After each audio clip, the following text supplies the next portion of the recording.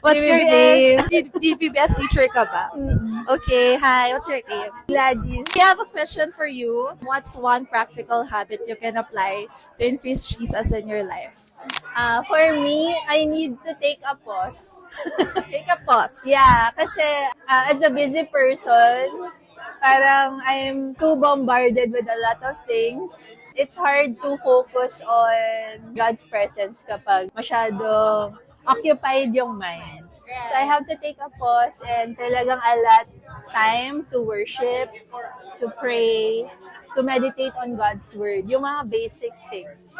Basic things. Yeah. I like it. Pause muna. Okay, merong action yan, di ba? 1, 2, 3, go. Pause. Pause. Thank you so much. Hello. Hello, Hello, what's your name po? Chris. Okay, in line with the preaching, our question is, what's one practical habit you can practice to increase your life in Jesus?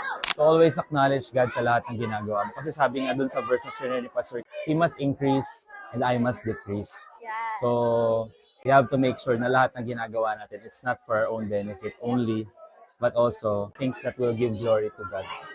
Is Thank that you. practical enough? It's practical enough. Thank you so much. Thank you.